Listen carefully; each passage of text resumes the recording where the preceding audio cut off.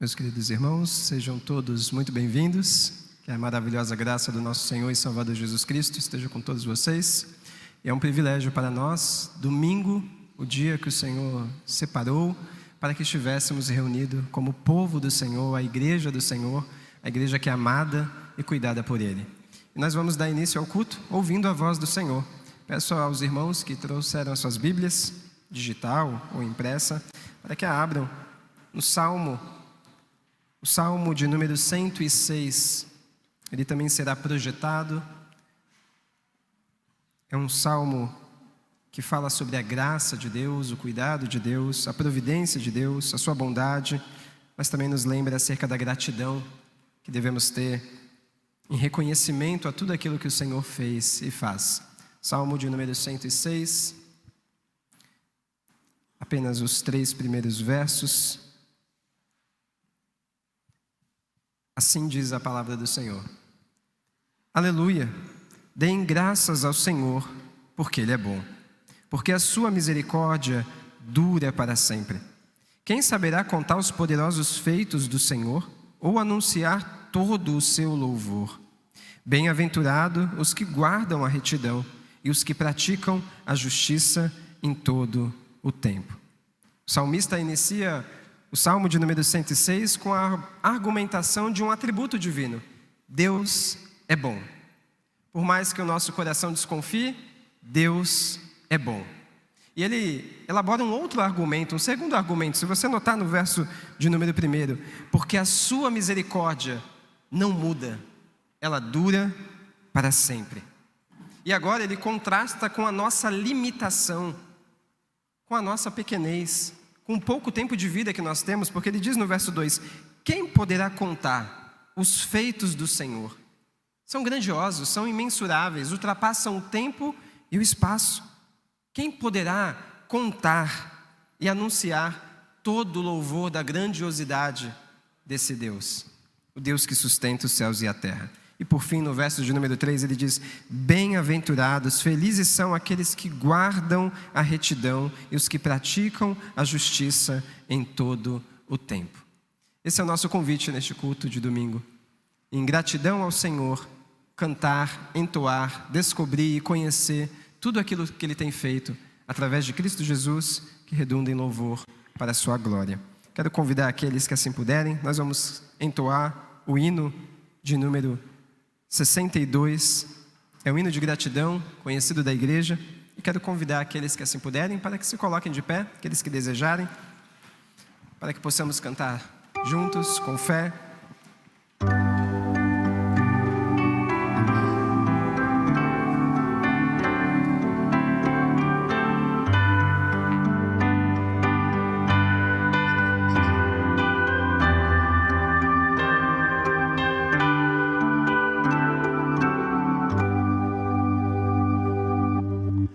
Graças te dou por tudo que me deste, primeiro a salvação em meu Jesus. Graças te dou por tudo que fizeste, por este pecador salvo na cruz. Graças, graças, mil graças a ti, meu Salvador. Graças, graças, mil graças por teu precioso amor. Eu te agradeço a bênção do trabalho e do meu lar, me alegra o meu viver, a correção paterna quando falho, provando teu amor pelo meu ser. Graças, graças, mil graças a ti, meu Salvador. Graças, graças, mil graças por teu precioso amor. Eu te agradeço agradeço o pão de cada dia, a água que alivia a sede dura, e o sol que aquece a pobre gente fria. São bênçãos que enchem a terra de fartura. Graças, graças, mil graças a ti, meu Salvador. Graças, graças, mil graças por teu precioso amor.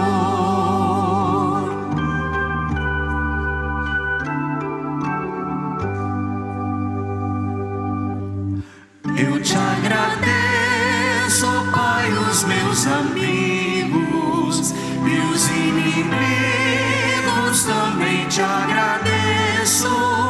Sou grato por vitórias em perigos e outras bênçãos que eu não mereço.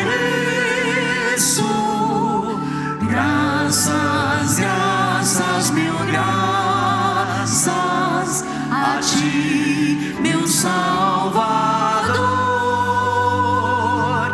Graças, graças, mil graças por teu precioso amor.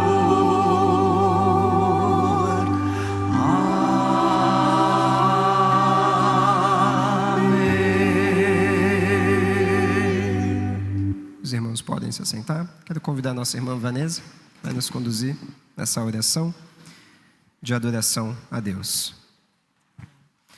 Oremos. Senhor, em nome de Jesus, Pai, eu quero te louvar e te engrandecer, Senhor, nessa manhã, Senhor. Essa manhã tão linda, Senhor, que o Senhor nos proporcionou, Senhor, em tudo nós temos que dar graças, Deus, porque o Senhor nos deu essa oportunidade de estar aqui, Senhor, de acordar, Senhor, de ter saúde, de nos alimentarmos, de nos encontrarmos com os nossos irmãos, Deus, que podemos ter comunhão, Senhor, nos abraçar, Senhor, engrandecer o Teu nome, Senhor, em cada bom dia, Senhor, que a gente tem essa oportunidade de estar aqui, Senhor, entre os irmãos, Senhor, te adorando, te louvando, que o Senhor seja glorificado, Senhor, e engrandecido aqui neste lugar, Senhor, e em todas as igrejas, Senhor, neste mundo, Senhor, que a gente possa, Senhor, te engrandecer, que o Senhor seja adorado, Senhor, na grandeza da Tua santidade, Deus. Muito obrigado, Deus, pelo Deus tão maravilhoso e bondoso que és, Deus, misericordioso com as nossas vidas, Pai. Muito obrigada, Senhor, em nome de Jesus, amém. Evangelho segundo Mateus. Mateus, capítulo de número 15. Essa é a porção das Escrituras que vai nos conduzir no nosso momento de contrição, confissão e reconhecimento dos nossos pecados. Devemos reconhecer as nossas limitações diariamente.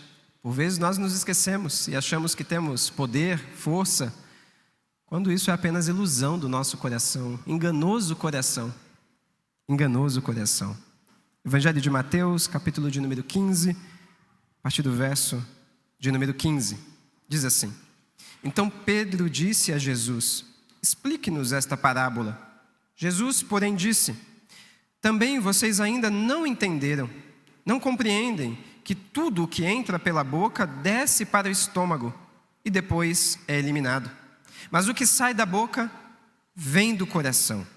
E é isso que contamina a pessoa, porque do coração procedem maus pensamentos, homicídios, adultérios, imoralidade sexual, furtos, falso testemunho, blasfêmias. São estas as coisas que contaminam a pessoa, mas o comer sem lavar as mãos não a contamina. Até aqui a palavra do Senhor. Nós imaginamos que é o ambiente que molda as pessoas, as circunstâncias, os cenários, mas não. A Bíblia é clara. As imoralidades sexuais, os maus desígnios, as mentiras, provêm do coração humano. Se há algo de que devemos suspeitar, é do nosso próprio coração. Suspeitar de nós mesmos. Pois o único que é justo, o único que é fiel, o único que é bom é Deus. É neste local onde nós devemos depositar o nosso coração enganoso, pecaminoso e limitado. Só em Deus nós encontramos a direção certa.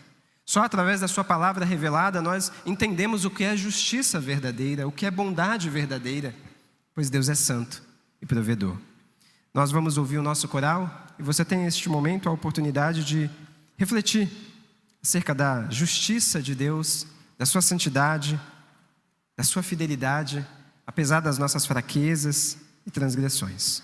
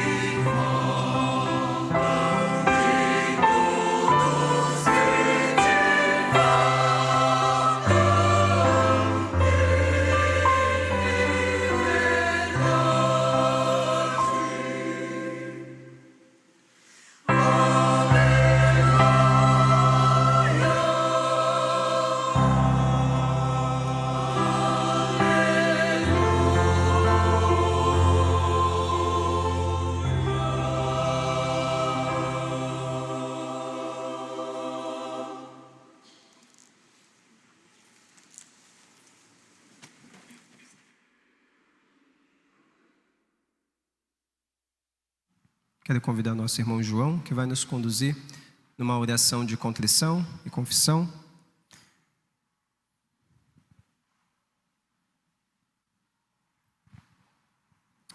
Oremos, Senhor Deus, colocamos-nos diante de Ti, Pai, gratos pelo perdão, Senhor. Nós sabemos, Senhor, e fomos convencidos, Pai, do quanto nosso coração é enganoso. A Tua palavra nos diz, Pai, que nós não devemos confiar nos nossos intentos, Senhor, mas sim na Tua vontade, Senhor, e no poder do sangue do Teu Filho, Pai. Que nossos corações, Senhor, sejam transformados. O Senhor conhece cada um dos nossos caminhos, Senhor. O Senhor conhece as nossas intenções, Pai. E que o Senhor nos tire, Senhor, do caminho mau e nos leve, Senhor, ao caminho eterno, Pai. O Senhor conhece cada um dos nossos intentos, Pai. Então sonda os nossos corações, Pai. Nós te pedimos perdão, Senhor. E que nós possamos confiar cada vez mais, Senhor, no Teu santo sacrifício, Pai, que nos trouxe a paz. É o que te pedimos, Senhor. Em nome de Jesus. Amém. Quero convidar aqueles que puderem e desejarem para que se coloquem de pé. Este é o momento do culto, onde nós damos continuidade à adoração ao Senhor, louvor com cânticos. E você que trouxe os seus dízimos e as suas ofertas, você também tem a oportunidade de trazê-lo neste momento. Que Deus abençoe. Bom dia, meus irmãos. Como é bom ouvir o nosso coral cantar, entoar hino ao Senhor.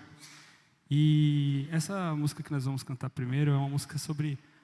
que o nome dela é Ajuntamento, é de conhecimento de todos os irmãos. E queria fazer um convite a cada um dos irmãos para entoar esse cântico, pensando que você é corpo com esse irmão que está ao seu lado, muitas vezes um familiar, muitas vezes um amigo, muitas vezes um conhecido, alguém que você não conhece, mas somos corpo, somos igreja, estamos aqui em ajuntamento para entoar cânticos e louvores a Deus e ouvir sobre a palavra dele.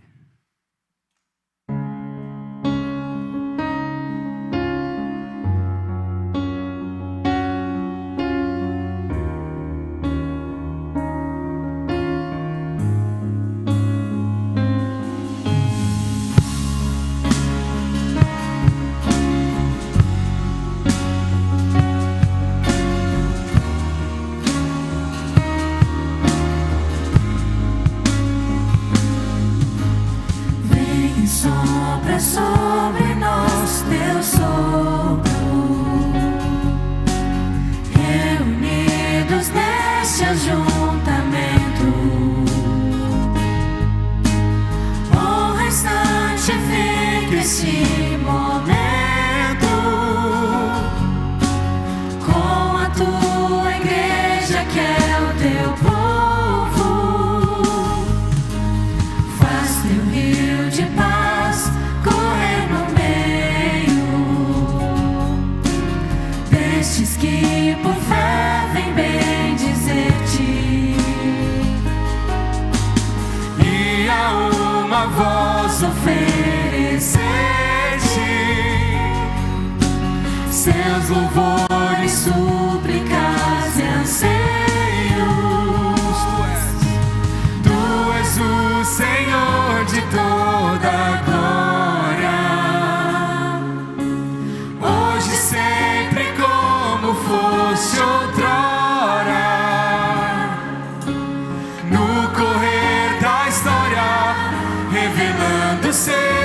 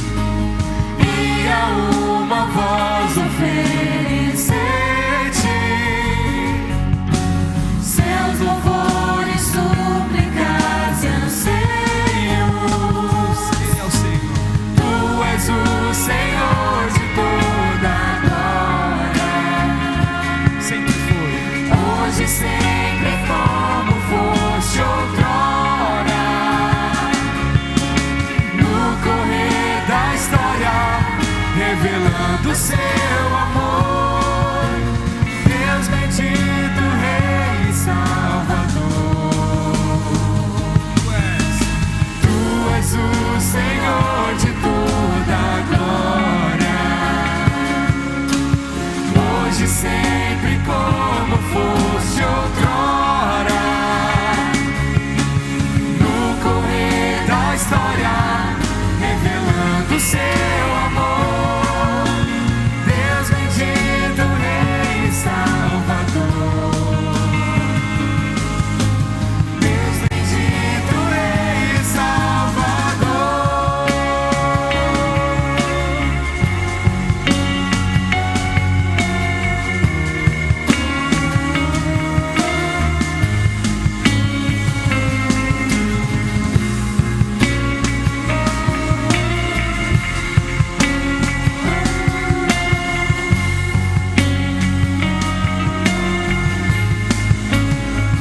Todos juntos. Senhor de toda a glória, hoje sempre como fosse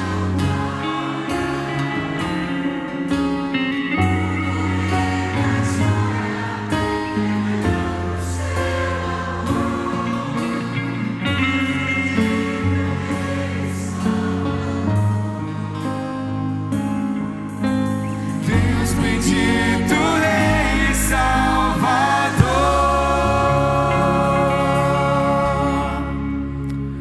É maravilhoso ouvir os cânticos em uma só voz. E nesse próximo cântico nós fizemos algo um pouco diferente. Nós reunimos alguns hinos já de conhecimento dos irmãos, alguns hinos bastante conhecidos. Aclame o Senhor, a Ele a glória e te agradeço. Ao longo da música os irmãos vão poder reconhecer quando a gente mudar de um para outro, mas é tudo para que nós tenhamos a oportunidade de render louvores a Cristo de uma forma diferente, em mais hinos. E claro, quanto mais oportunidades que a gente tem de render glórias a Ele, melhor ainda.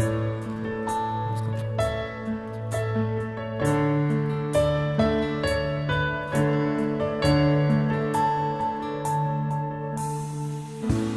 Meu Jesus, Salvador, outro igual não há. Todos os dias quero louvar as maravilhas de teu amor.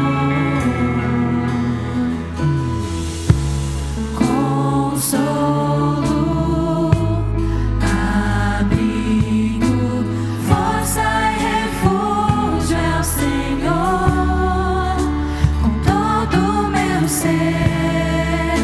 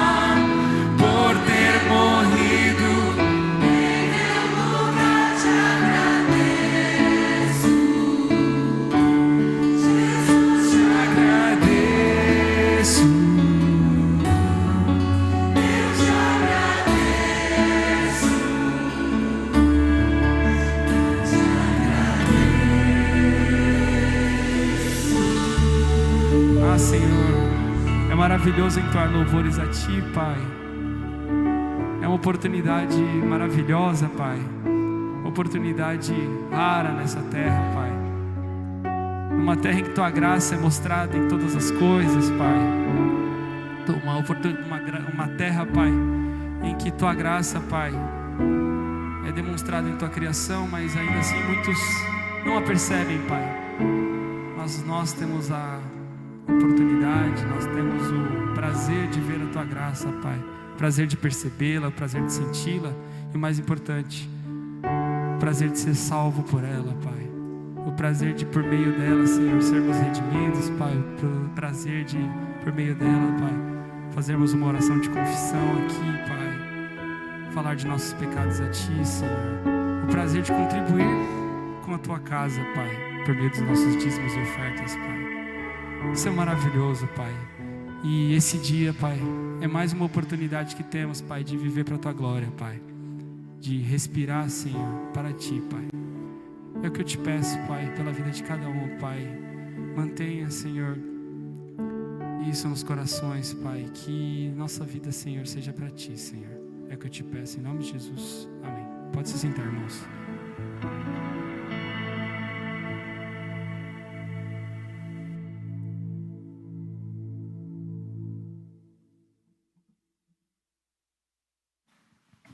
Quero convidar o nosso irmão, o seminarista Caio. Caio está no penúltimo ano do seminário José Manuel da Conceição, seminário presbiteriano, lá em São Paulo. Carece das nossas orações. O Caio tem estado à frente também lá, junto com o reverendo Mariotto, na congregação Eclésia, na Zona Noroeste. A ausência do reverendo Avelar aqui nesta manhã é porque ele está pregando e vai dar aula lá na congregação Eclésia.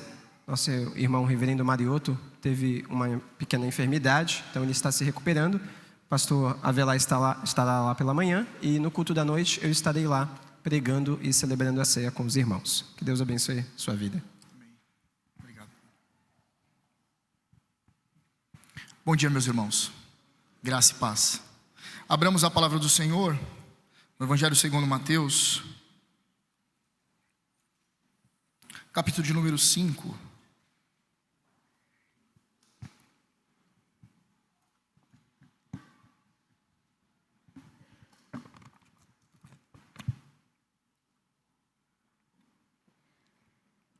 Nós faremos a leitura a partir do verso de número 27. Mateus 5. Verso 27 até o verso 30 faremos a leitura. Assim diz a palavra do Senhor. Vocês ouviram o que foi dito: não cometa adultério. Eu, porém, lhes digo: todo o que olhar para uma mulher com intenção impura, já cometeu adultério com ela no seu coração. Se o seu olho direito leva você a tropeçar, arranque-o e jogue-o fora, pois é preferível você perder uma parte do seu corpo do que ter o corpo inteiro lançado no inferno. E se a sua mão direita leva você a tropeçar, corte-a e jogue-a fora, pois é preferível você perder uma parte do seu corpo do que o corpo inteiro ir para o inferno. Até aqui a leitura da palavra do Senhor. Vamos fazer uma oração? Ó Deus, nós queremos te dar graças porque já podemos te adorar nesta manhã, entoar louvores diante da tua presença, junto ao teu povo. Que privilégio maravilhoso, que privilégio maravilhoso.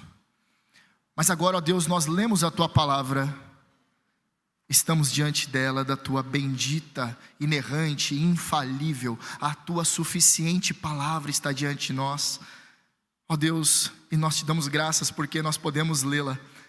Mas nós queremos mais, ó Senhor. Nós queremos que as verdades que estão contidas na tua palavra venham ao nosso coração, estilhasse com as nossas defesas, com o nosso coração duro. E por isso, Deus, nós precisamos compreender sua palavra, precisamos entendê-la de forma espiritual, mas sem a iluminação do teu Espírito, isso será impossível. Por isso nós rogamos, ó Deus, como igreja, que nesse momento o Senhor, pelo teu Espírito Santo, abra o nosso entendimento, ilumine o nosso entendimento, clareie o nosso coração, para que as verdades que estão aqui contidas tenham um proveito espiritual ao nosso coração, não apenas intelectual, mas espiritual. Rogamos também, ó Deus, que o Senhor nos confronte, nos conforte, nos encoraje, nos exorte com a Tua palavra nesta manhã. Nós queremos sair daqui com a convicção de que o Senhor trovejou a Tua palavra em nosso coração. Por isso nós pedimos, em nome de Cristo Jesus. Amém. Crianças que farão o desenho, eu quero pedir para vocês fazerem um desenho bem difícil. Eu gostaria que você desenhasse toda a sua família. Aqueles que moram contigo, melhor. O seu papai, a sua mamãe, se você tiver irmãozinhos, você, todos bem felizes. Mas eu quero aquele desenho que o seu pai vai olhar, ao final vai falar: eu quero guardar isso aqui, eu vou colocar dentro da minha carteira, eu quero levar para o trabalho, eu vou emoldurar esse desenho. Então você tem uma tarefa muito difícil agora, muito importante. Você vai fazer um desenho daqueles que é aquele desenho inesquecível, tá bom? E depois você vai entregar para o seu papai, para ele ver. Meus irmãos, nós acabamos de fazer a leitura deste texto, e esse texto ele segue a estrutura daquilo que temos visto no Sermão do Monte. A série pela manhã, aqui na primeira igreja, é o Sermão do Monte. Portanto, nós já vimos muitos ensinamentos do Senhor Jesus. E como é maravilhoso poder ver as palavras dele sendo ditas. E nós já vimos até então, meus irmãos, que Jesus ele não veio para revogar a lei, mas para cumpri-la. Eu gostaria que você voltasse seus olhos para o verso 27. Verso de número 17, me perdoe. 17. Nós lemos lá, e esse sermão foi exposto no penúltimo domingo. Nós lemos Jesus dizendo: não pensem que vim revogar a lei ou os profetas. Não vim para revogar, mas para cumprir. E nós precisamos levar em consideração essa primeira afirmação, para nós entendermos todo o restante do capítulo de número 5. Mas eu quero que você olhe também o verso de número 20, veja o que está escrito lá. Jesus dizendo: porque eu afirmo que se a justiça de vocês não exceder em muito a dos escribas e fariseus, jamais entrarão no reino de Deus. Essas duas afirmações de Jesus são importantes para compreendermos o capítulo todo, o capítulo 5 inteiro, pois Jesus apresentará várias questões relacionadas às leis do Antigo Testamento, e ele vai corrigir a interpretação vigente na época. Interpretação esta que era feita pelos escribas e pelos fariseus. Você que gosta de anotar, o tema da nossa mensagem é a pureza sexual. A pureza sexual. Jesus está confrontando o ensino dos fariseus e dos escribas, aqueles que eram considerados os mais puros religiosamente da época, e ele está, através destas palavras, confrontando a preocupação que eles tinham em apenas apresentar o exterior como uma religião verdadeira. Jesus está confrontando essa forma de interpretar a lei, apenas a obediência externa da lei. Jesus está confrontando os fariseus. Os fariseus nós conhecemos por aqueles que viviam uma religião de aparências. Porém, Jesus vai ensinar que Deus não julga apenas as nossas ações, ou seja, aquilo que é externo, mas Ele julga também o nosso coração, aquilo que é interior, as nossas intenções e motivações. E por isso Ele vai apresentar 6 exemplos da lei do Antigo Testamento. E você vai observar que ele sempre, no capítulo de número 5, ele sempre vai fazer a utilização dessas palavras. Vocês ouviram que foi dito, eu porém vos digo. Ouviram que foi dito, eu porém vos digo. Jesus vai fazer isso até o final do capítulo de número 5. Ele vai utilizar então 6 exemplos para demonstrar que essa interpretação dos fariseus, que visavam apenas o cumprimento externo da lei, estava equivocado. Por isso ele vai mais profundo na lei. Jesus, ele é o verdadeiro intérprete da lei. Ele é aquele que inspira a lei. Ele é a lei, ele é a palavra de de Deus. Então alguns interpretam, quando Jesus diz, ouviste que foi dito, eu porém vos digo, como se Jesus estivesse olhando para a lei, os 10 mandamentos, e falava, os 10 mandamentos que Moisés disse está errado. Não, não é essa a interpretação. Jesus está corrigindo a interpretação da época. E isso tem que estar diante de nós. Verso 17, verso de número 20, e aí nós vamos continuar até o final do capítulo de número 5. No último domingo nós vimos que Jesus ele vai explorar o 6º mandamento. 6º mandamento, não matarás. E no sermão, no último domingo, chamado Coração Assassino e Reconciliação, nós vimos que a ira no coração equivale à quebra deste 6º mandamento. Vocês se recordam? Foi no último domingo. Mas aprendemos uma outra coisa também. Há uma urgência em buscarmos a reconciliação com aqueles que nós ofendemos. E isso ficou bem claro, e até uma oportunidade de nós reconhecermos o nosso erro e pedirmos perdão para aqueles que nós ofendemos. Porém, este segundo tema é a pureza sexual. E Jesus vai ensinar basicamente 2 coisas aqui. 2 pontos, 2 lições. Em primeiro lugar, a pureza sexual começa no coração. Do verso 27 e 28, Jesus vai ensinar isso. A pureza sexual começa no coração. E no verso 29 e o verso 30, Jesus vai ensinar que a pureza sexual, ela exige uma renúncia radical. No verso 29 e 30, Jesus está mostrando que para você alcançar pureza sexual, você precisa ter uma renúncia radical. Portanto, meus irmãos, eu gostaria que vocês observassem com cuidado o que está escrito no texto. Volte seus olhos para o verso de número 27. Diz assim a palavra do Senhor: vocês ouviram o que foi dito, não cometa adultério. Eu, porém, lhes digo. E aqui ele vai continuar. Eu gostaria de parar por aqui. Jesus, ele está mostrando, então, que a interpretação dos fariseus e dos escribas estava equivocado, como eu já mencionei. Por isso ele diz: vocês ouviram o que foi dito. A tradição interpretativa até então estava mostrando que nós devemos obedecer, visando apenas o cumprimento exterior da lei. Eu, porém, e esse eu, porém, aqui tem uma conotação de eu estou dizendo e continuo dizendo, repetidamente dizendo. E ele vai nos ensinar. Mas eu gostaria de observar contigo esse mandamento, o 7º mandamento, está lá em Êxodo capítulo 20, verso de número 13. Perceba, o nosso breve catecismo, respondendo o que proíbe o 7º mandamento, diz assim: proíbe todos os pensamentos, palavras e ações impuras. Então a palavra adultério leva em consideração todas estas coisas: pensamentos, ações e palavras impuras. Isso é um adultério. Em que sentido? Espiritual. Todas as vezes que nós pensamos, nós temos ações ou palavras, falamos palavras impuras, nós estamos quebrando este mandamento.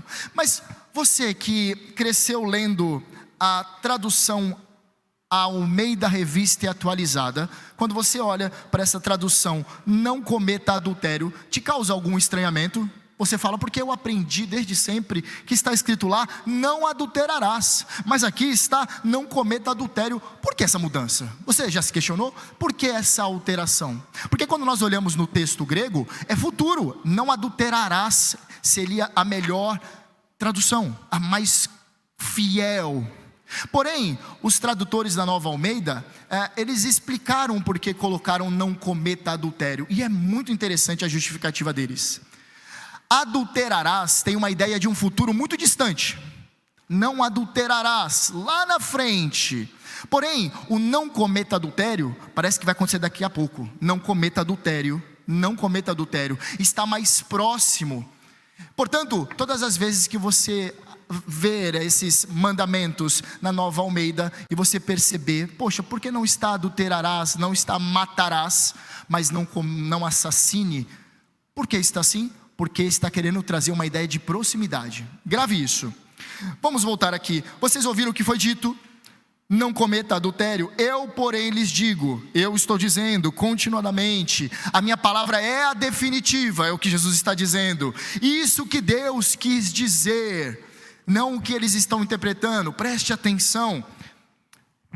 Todo o que olhar para uma mulher com a intenção impura já cometeu adultério com ela no seu coração. Eu gostaria que você voltasse seus olhos para o texto da sua Bíblia. Todo o que olhar para uma mulher. Há muitas implicações aqui. Em primeiro lugar, essa ideia de olhar é um olhar intencional, um olhar contínuo, constantemente olhar. Mas você veja na sua Bíblia que não está escrito para olhar para uma mulher comprometida ou para a mulher do próximo, mas para uma mulher. E isso impõe qualquer mulher. Por que isso é importante a gente saber? Porque a tradição da época entendia que esse mandamento estava relacionado com o 8º mandamento: não roubarás. Portanto, o 7º, não adulterarás, estava relacionado com o 8º, não roubarás. Ou seja, não roubar a mulher do próximo. Porém, Jesus não está relacionando com o 8º mandamento, está relacionando com o 10º mandamento, que é o não cobiçarás. Então, isso é importante para a gente entender. Jesus está falando assim, não é apenas a mulher do teu próximo, é qualquer mulher. Qualquer mulher que você olhar com uma intenção impura, você já cometeu adultério. Novamente, voltemos ao texto. Todo o que olhar para uma mulher com a intenção impura, ou seja, com uma cobiça, com um desejo impuro, objetificando a imagem de Deus naquela mulher para o seu bel prazer, você já está cometendo adultério. Veja, já cometeu adultério. E no grego é interessante, pois é uma ação que acontece de uma vez por todas. Já foi consumado o pecado no seu coração. Você já adulterou com ela em seu coração, quando você a cobiçou, a desejou. E Deus, na sua palavra, trata o adultério com muito rigor. Na verdade, quando nós olhamos para o Pentateuco, lá em Levítico, capítulo de número, eu marquei aqui, Levítico capítulo de número 20, verso 10, e Deuteronômio 22, nós lemos que era um crime passível de morte. Aqueles que adulteravam estavam sujeitos à execução sumária, à pena de morte, para mostrar como Deus odeia o adultério, para mostrar o valor que Deus dá para que nós vivamos em fidelidade. Portanto, isso mostra claramente que Deus, Ele não quer que adulteremos, não quer que desejemos impuramente uma mulher, ou seu semelhante, caso você seja uma mulher. Você pode dizer, bom, mas esse texto aqui está falando apenas para homens. Não, está falando para todos nós. Mulheres e homens são pecadores, e mulheres e homens adulteram. E a experiência tem mostrado isso. Quando você olha os dados de divórcio, você observa que acontece de ambas partes. Homens e mulheres traem. Jesus diz assim, já cometeu adultério com ela em seu coração. Por que em seu coração? Está falando no miocárdio catastrófico? Está falando nesse músculo que bombeia sangue? Não. O que é o coração no pensamento hebraico? É o homem interior. É a sede intelectual, volitiva, é a sede das emoções, é a sede religiosa de todo indivíduo. Então, quando nós pensamos em a palavra coração, significa o homem interior. Guarde isso, é aquilo que somente Deus consegue ver. E nós acabamos de ler no momento de contrição, em Mateus capítulo de número 15, que do coração procedem maus pensamentos, homicídios, imoralidade sexual, prostituição, furtos, falsos testemunhas, blasfêmias. E se nós voltarmos para o Antigo Testamento, lá em Provérbios, capítulo de número 4, nós lemos que de tudo o que se deve guardar, guarde bem o seu coração, porque dele procedem as fontes da vida. Veja só que interessante, meus irmãos, Jesus está mostrando que tanto a pureza sexual, quanto o pecado sexual, começa no coração. É aqui o campo de batalha, no coração. É no coração que acontecem as coisas. O moralismo vai ensinar o quê? O moralismo vai ensinar, as filosofias, as tendências moralistas vão nos ensinar que para você se tornar um homem bom, virtuoso, você tem que praticar boas ações.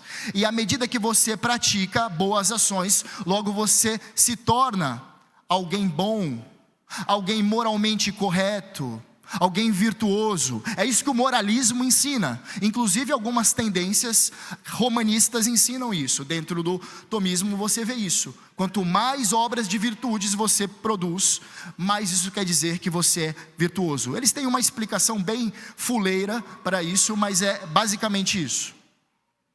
Porém, Jesus ensina algo completamente oposto. Não é o comportamento que te faz alguém virtuoso, não. Tudo não começa no coração, mas não no comportamento. Tudo começa na sede interior do indivíduo, não nas suas práticas. E isso mostra que as nossas ações manifestam aquilo que domina o nosso coração. Se seu coração é um coração impuro, produzirá impureza. Se seu coração é um coração transformado por Deus, produzirá pureza, santidade. E isso nós devemos pensar. Deus iniciou uma obra em nossa vida. E se Ele iniciou uma obra em sua vida, Ele vai completar a obra que Ele iniciou. Se você recebeu a Cristo, você recebeu uma nova vida. E essa nova vida precisa ser alimentada pela palavra de Deus. Não uma vez, mas de forma contínua. Porque a palavra de Deus que molda os nossos pensamentos, os nossos desejos, os nossos afetos, é a palavra do Senhor, que nos transforma, que nos molda, que nos conduz a uma vida santa diante da presença do Senhor. Porém, nós devemos também lembrar daquelas palavras do salmista que também nos ensina isso. O salmista, no Salmo 119, diz assim: guardo a tua palavra no meu coração para não pecar contra ti. Tua palavra escondi, guardada no meu coração, para que eu não peques contra ti. Isso significa que a palavra do Senhor deve dominar o nosso coração, para que nós não pequemos. Se o pecado sexual nasce no coração, é no coração que a palavra de Deus deve habitar. Você deve guardar a palavra no coração. Somente um coração governado pela palavra do Senhor produzirá uma vida pura e uma vida santa. Somente um coração moldado pela palavra do Senhor. Portanto, Jesus está ensinando para nós: a pureza sexual começa no coração. Guarde a palavra do Senhor no coração, para que transforme os seus anseios, os seus desejos, as suas intenções sejam trabalhadas pela vontade do Senhor manifesta em sua palavra. Essa é a primeira lição. Mas Jesus, Ele vai nos ensinar mais. No verso 29 e 30, Ele vai ensinar que a pureza sexual exige renúncia radical. E para isso Ele vai utilizar uma ilustração de certa forma exagerada. Ele vai utilizar uma hipérbole, uma figura de linguagem que transmite exagero, para mostrar a radicalidade desta exigência que nós devemos ter para com o pecado. Veja só o verso número 29, volte seus olhos para a palavra do Senhor. Verso de número 29 diz assim: se o seu olho direito leva você a tropeçar, arranque-o e jogue-o fora, pois é preferível você perder uma parte do seu corpo do que ter o corpo inteiro lançado no inferno. Por que utiliza-se primeiramente o olho? O olho direito. O que é o olho direito? Dentro desse pensamento hebraico, greco, ainda que escrito em grego, mas numa cultura semítica. O olho direito é o melhor olho. No meu caso é o pior, eu enxergo muito mal com esse olho direito aqui. Mas quando o texto diz o olho direito é o melhor olho. E por que o olho? Porque o olho é onde que se inicia o desejo. O desejo é inicialmente gerado por meio daquilo que nós contemplamos. Eva olha para o fruto e vê que o fruto lhe parecia bom, desejável. É pelo olhar que se inicia. Então Jesus está mostrando: se seu olho direito leva você a tropeçar, e esse leva tem a ideia de continuadamente a pecar, arranque-o e o lance-o. A ideia de lançar é lançar para longe de você, lance muito longe. A tradução literal seria: arranque e lance-o para você, para longe de você. Tem a ideia de você, perceba o grau de violência que é empregado no texto. Arrancar, e ali o verbo grego é arrancar de uma vez por todas. Não é aos pouquinhos, é arrancar com violência, de uma vez por todas. E lance-o para longe de você. E traz com certeza o impacto. Mas aí ele responde, por que isso? Pois é preferível, é melhor, é mais proveitoso você perder de uma vez por todas uma parte do seu corpo, do que ter o corpo inteiro lançado no inferno. O que é o inferno? A palavra inferno aqui é o Geena. O Geena, no Antigo Testamento, você vai encontrar traduzido por Vale de Inom. Era um lugar ao sudoeste de Jerusalém, onde que aconteciam os sacrifícios humanos ao falso deus, ao deus pagão Moloque. Então, o Vale de Inom, traduzido depois como Geena, significa um lugar profano, um lugar impuro, e que mais tarde, agora já nos tempos de Jesus, serviu como um lugar para ser lançados o lixão de Jerusalém, alguns dizem. Alguns discordam disso, mas certamente lá eram lançados as carcaças de animais, os falsos deuses, imagens de falsos deuses eram lançados lá, cadáveres de criminosos eram lançados lá, cadáveres de pessoas que não tinham sepulturas eram lançados lá, e ali havia uma queima constante daqueles resíduos. E por isso, quando Jesus está falando inferno, Geena, ele está fazendo uma referência a algo que já havia sido tornado como algo comum. O Geena simbolizava de forma metaforicamente o local onde que no dia do juízo Deus lançará os seus inimigos. Então Jesus está dizendo, se o seu olho direito leva você a tropeçar, arranque-o, lance fora, pois é preferível você perder uma parte do seu corpo do que ter o seu corpo lançado no dia do juízo, no lugar onde queima constantemente, um lugar onde os inimigos dele são lançados. Pesado, né? E ele continua, veja só o verso de número 30. E se sua mão direita leva você a tropeçar, perceba, primeiramente o olho direito, agora a mão direita. O olho representa aquilo que você contempla, onde que o desejo é gerado inicialmente. Agora, a mão representa a ação, é o desejo consumado. Jesus está dizendo, se sua mão direita leva você a tropeçar, corte-a, lance-o para longe de você, pois é preferível você perder uma parte do seu corpo, de forma definitiva, do que o corpo inteiro ir para o inferno. Quando nós lemos a história da igreja, há um homem, um pai da igreja chamado Orígenes de Alexandria.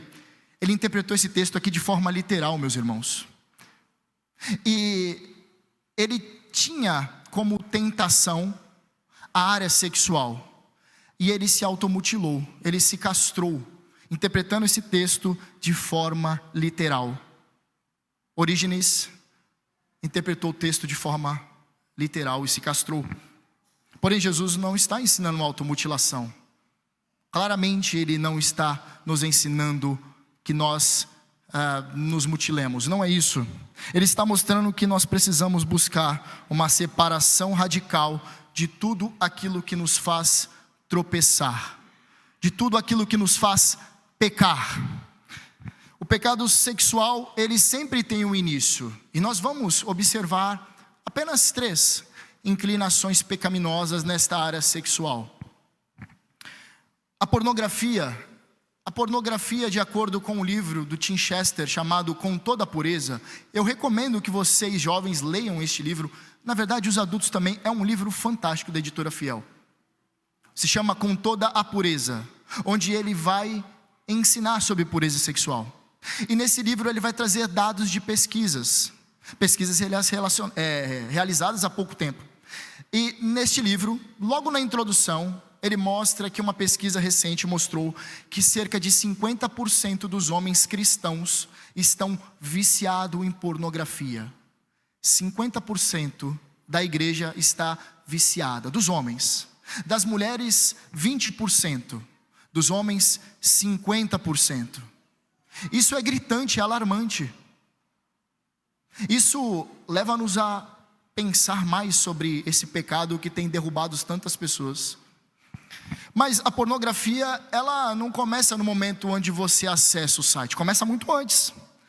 Começa quando vai assistir um filme ou uma série e está escrito lá classificação 18 anos. E você fala, já que eu tenho mais de 18 anos, eu posso assistir. E você vai lá e coloca, eu tenho 18 anos, passei da idade. A classificação dos ímpios está dizendo que a partir dos 18 anos eu posso fazer. Não, classificação de 18 anos é a classificação mundana, que até os ímpios estão falando, o conteúdo que tem aqui é extremamente danoso, é perverso. Se os ímpios estão dizendo isso, quando você vê classificação de 18 anos, você tem que repensar. Não, eu não vou consumir não. Se para eles isso não serve, para mim então que sou crente, não vou assistir.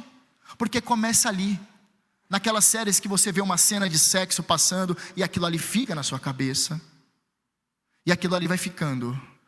É aqui que começa a pornografia, quando imagens começam a ficar registradas na sua mente. Você fala, não tem problema, eu sou forte o bastante. Lembre-se, homens gigantes da fé caíram nesta área e você tem que aprender com os erros deles. A pornografia começa quando você está num grupo de WhatsApp da sua empresa, talvez os amigos da sua empresa, e lá eles mandam todo tipo de conteúdo. E você vai lá, baixa e assiste e depois se apaga. Mas aquela imagem já ficou registrada na sua mente. Quando você frequenta locais que te levam a pecar sexualmente, amizades, conversas ímpias que te levam a pensar mais no sexo proibido nas escrituras. Corte fora, saia do grupo, não acesse mais esse filme. Corte, Jesus está falando, arranque e lance fora, longe de você, muito longe de você, porque certamente você vai cair. Mas, meus irmãos, nós temos hoje bloqueadores de sites. Se você tem sofrido nessa área, você tem que utilizar bloqueadores de sites de conteúdos pecaminosos na área sexual. Se você entrar na sua loja de aplicativo, você vai encontrar vários bloqueadores, alguns pagos. Nossos amigos lá no seminário, todos nós assinamos. Por quê? Porque nós somos mais perversos? Talvez seminaristas são mais pecaminosos mesmo. Mas não é por conta disso, é porque nós sabemos que nós temos um calcanhar de Aquiles. Há um livro chamado A Batalha de Todo Homem. O homem é tentado nessa área constantemente.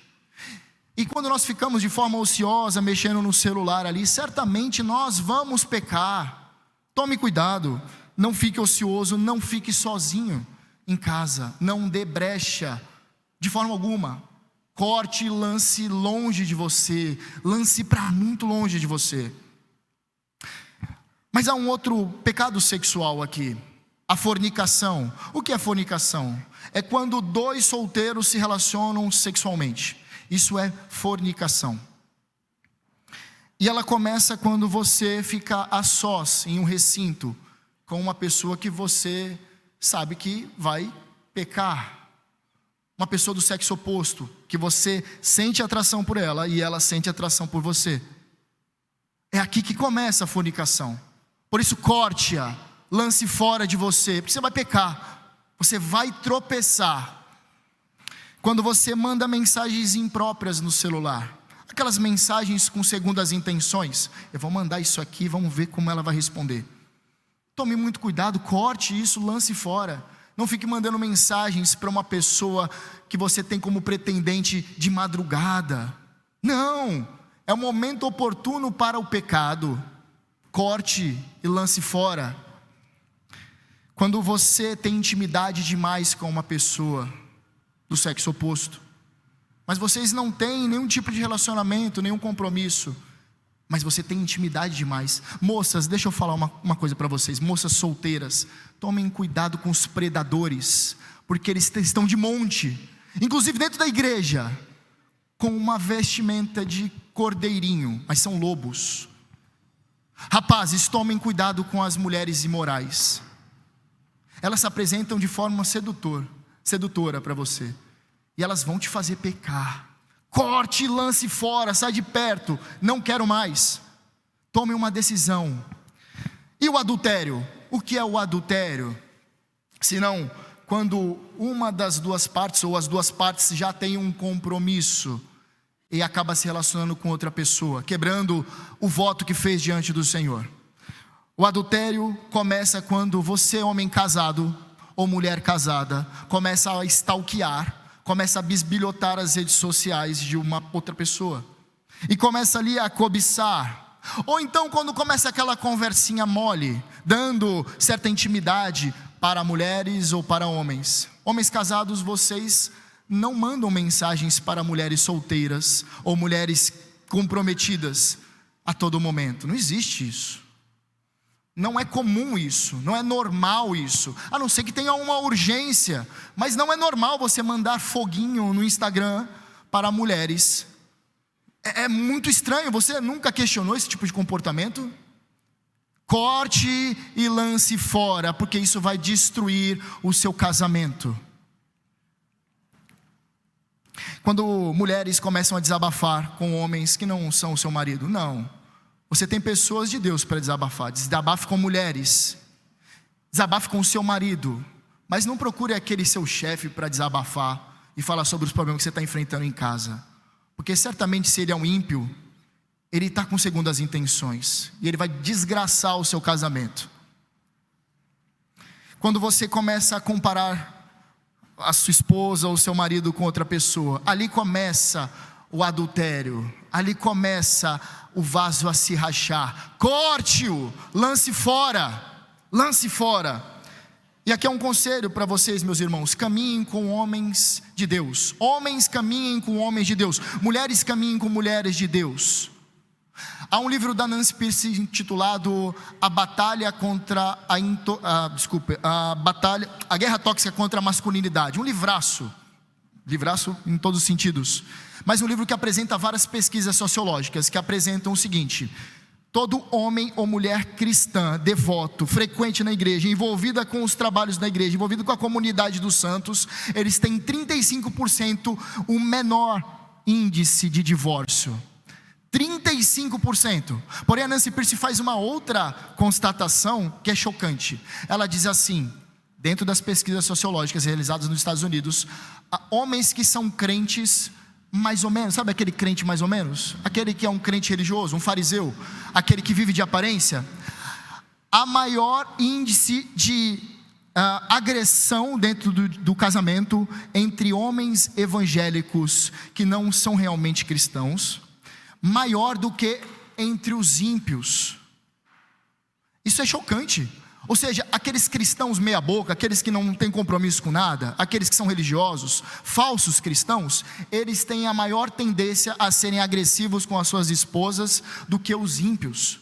Isso é extremamente gritante e faz todo sentido, porque aquele indivíduo sempre está ouvindo admoestações da palavra do Senhor e Deus está endurecendo o coração dele para o dia da destruição, para o corpo dele inteiro ser lançado no Geena, o corpo dele inteiro ser lançado no inferno. Há um puritano que eu gosto muito, chama John Owen. Ele diz assim: mate o pecado ou ele o matará. Mate o pecado, acabe com tudo aquilo que possa te levar ao pecado.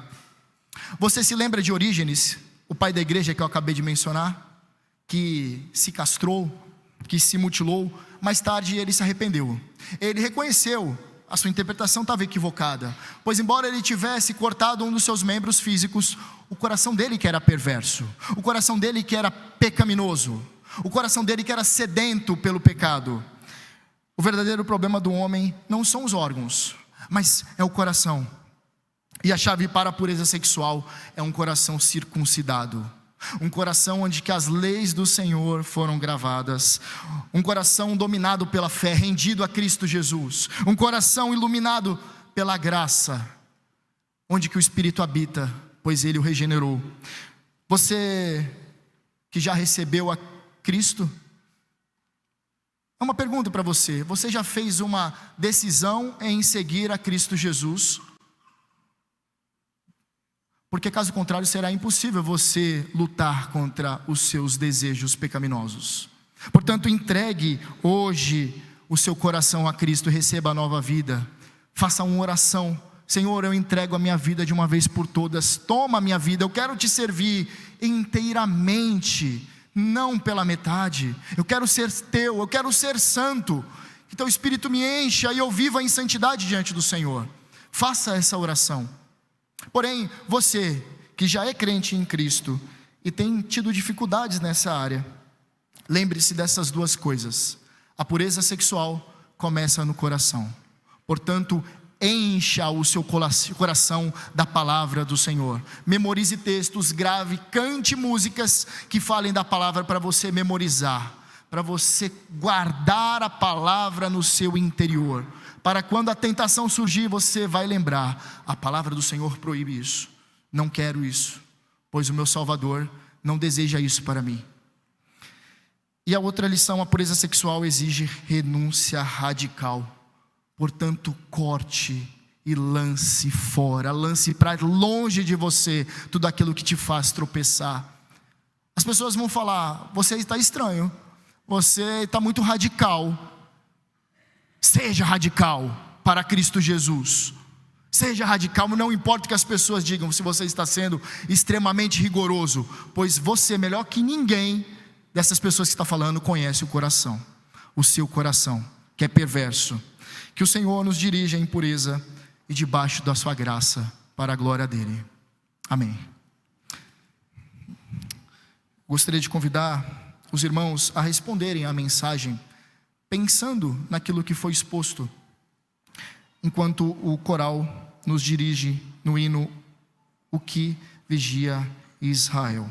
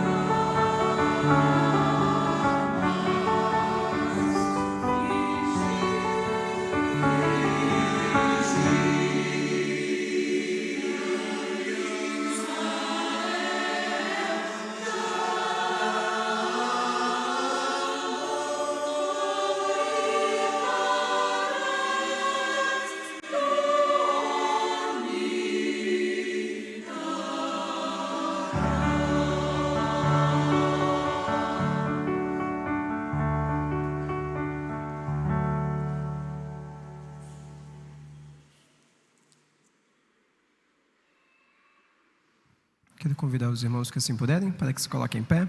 Nós vamos orar, eu vou impetrar a bênção. Pai Celestial, nós somos gratos pela Tua Palavra. É somente por meio desta palavra que nós somos acordados e lembrados, ó Deus, da necessidade que temos da transformação no nosso coração. Não do nosso exterior apenas, mas do nosso coração.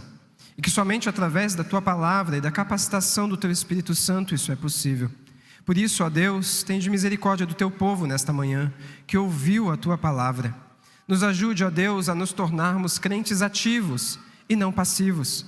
Não filhos de Deus que dormem no meio do pecado, mas filhos de Deus que batalham diariamente contra o pecado. Esses sim são os verdadeiros filhos de Deus, que batalham dia após dia contra as tentações, provações e seduções dessa terra. Ajuda o Teu povo, ó Deus, em meio aos vícios, aos pecados mais profundos, ó Deus, do coração e da alma. Ó Deus, situações que têm nos deixado insensíveis, ó Deus, a verdades eternas. E que o Senhor nos anime, nos dê coragem, intrepidez, para buscarmos, ó Deus, o Senhor, para buscarmos a Tua graça, para buscarmos o aconselhamento e na Tua palavra, ó Deus, o conforto, o confronto e a orientação. Para que, ó Deus, os nossos olhos saibam que o Senhor é fiel e bondoso. Para que o Senhor tenha guardado, ó Deus, a Tua igreja, os nossos lares, as famílias, as amizades, os relacionamentos. O Senhor tem nos dado todas estas coisas. E que então, ó Deus, cumpramos em obediência com todas essas coisas para louvor da Tua glória. Para que não venhamos desperdiçar as boas oportunidades em meio ao pecado, mas que essas boas oportunidades venham redundar em glória ao Teu nome. Nos ajude, ó Senhor, a batalhar contra os grandes e pequenos pecados do nosso coração. Dai-nos força, ânimo e coragem. E que o Teu Espírito Santo, Pai, continue nos capacitando. No nome santo do Senhor Jesus. Amém. Meu querido, minha querida, que a graça maravilhosa do nosso Senhor e Salvador Jesus Cristo, e que o amor profundo e imensurável e grandioso de Deus Pai, e que as consolações do Espírito Santo de Deus repousem sobre a sua vida hoje e para todo o sempre. Amém.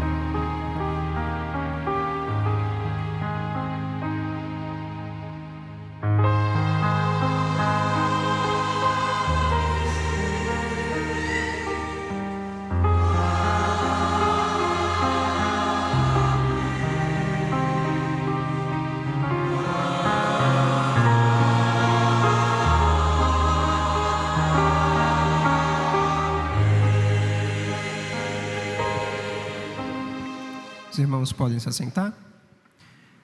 Eu gostaria de saber se há alguém nesta manhã